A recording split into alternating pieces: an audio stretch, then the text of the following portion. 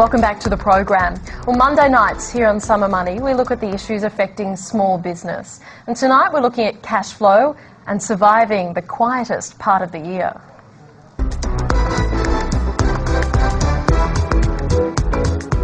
Well, David Hector from the Interface Financial Group joins us now in the studio to talk about maintaining all-important cash flow at a time when customers are on holidays, suppliers are operating on skeleton staff, and of course budgets are on hold. And David, great to have you in the studio. Thank you for having me. Just firstly, in the feedback that you're getting from small and medium-sized businesses at the moment, what are the similarities and differences, I suppose, this year in terms of conditions and sentiment as opposed to previous years at what is a very quiet time of year always? Yeah, sure. So, again, as clients are coming out of the Christmas period, certainly things are slow.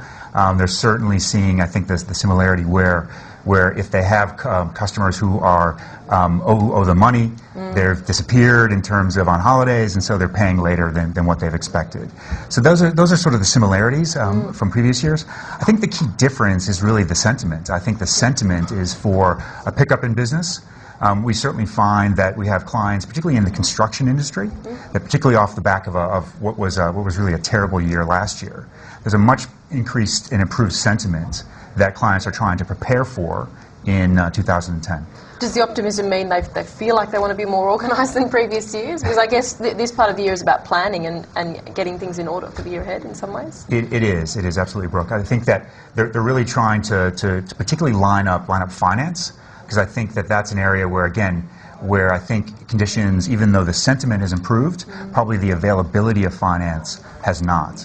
And so if you think about the planning, they're really trying to line up and say, okay, well, if I have these opportunities, how will I actually take advantage of them? And you're saying that at this time, which is a slow time seasonally for small and medium-sized businesses, it's all about planning and tips for surviving. You've got a couple of them.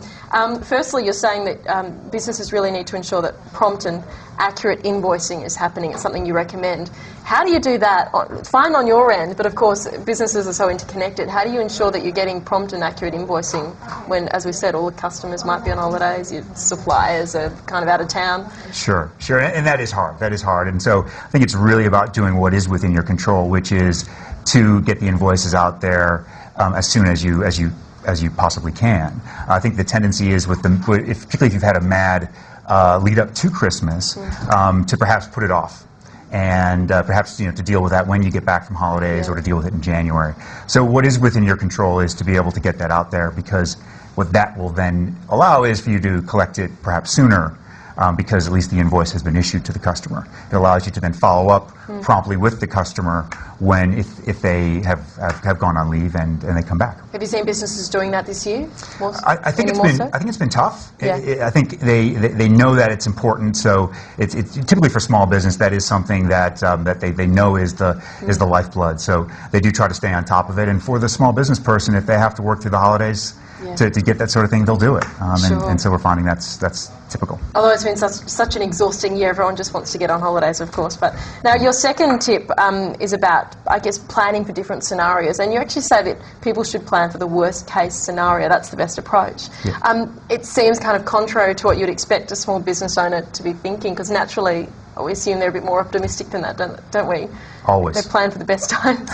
Always. The entrepreneurs are notoriously optimistic, and that's what makes them successful. So I think it's really for the entrepreneur, for the small business person, it's really about the balance. They need to have that optimism and the energy that goes into driving the business. But when it comes to planning, then they need to actually put the black hat on and actually think about some particular downside scenarios. So what happens if the sales that they planned for in January were deferred until February or March? If the sales or the turnover was 10% down or 15% down, what does that actually mean? So I think having the discipline to actually run through a few of those scenarios and to be able to plan for the cash flow impact of that is what's needed. And that's hard to do, but if they do have some downtime, then now is the best time to start thinking through those scenarios. And it is, it seems like it's even getting more difficult to forecast how the year's going to pan out than ever. It is, and I think that makes the scenario planning that much more important. There is uncertainty. All of our clients are saying that is one of the most difficult and most challenging aspect of running their businesses. So I think if they do plan for the worst, that at least allows them to be a bit more conservative in their approach to preparing themselves for the opportunities. You flagged the issue, obviously, of funding earlier in the interview, and you're in the business of providing short-term working capital. Yes. So what are you sensing post-GFC in terms of the demand for different types of financing, alternative financing? Yep. Huge demand. Yep. Huge demand for financing. It's no secret in the small business sector, as in some other sectors, but particularly acute in the small business sector where there's a scarcity of finance. From the big banks. From the big banks, particularly. Other financiers as well that we're hearing who have pulled back on some of the credit lines that they may have offered. So I think that's, if you combine that, Brooke, with the sentiment that's improving and some real orders that some of these small business clients have, it's creating a real issue. They really believe they have the opportunity to generate some revenue, but will the financing be there to support them?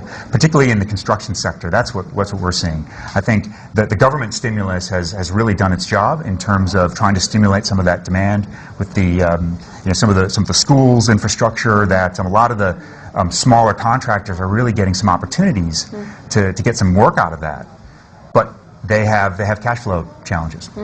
And one final tip for surviving the seasonal slowdown, you say look into the idea of mandatory annual leave. Just anecdotally, it feels like a lot more companies have done that this year, and that's just anecdotally. But yes. Is this actually a good way to manage cash flow? Is this something you advise? It is something that we advise. I mean, I think that for the small business, when they think about cash flow, it's really about planning for when the busy times are. So because it's a small business, they're going to have less staff. That makes the key person risk that much more important or relevant for them. So if they're slow during the holiday time, then perhaps force the annual leave so that during a busier time that those key people are actually going to be around. Because what the small business person wants to avoid is having the key people away on break when they need them, having to hire contractors and people who aren't familiar with the business. There's also the annual leave entitlements do build up, and those can come back to hurt a small business, when a person perhaps leaves the business. David Hector, great to hear from you. Thank you so much for your time today. David Hector from the Interface Financial Group. Yeah, thank you for having me.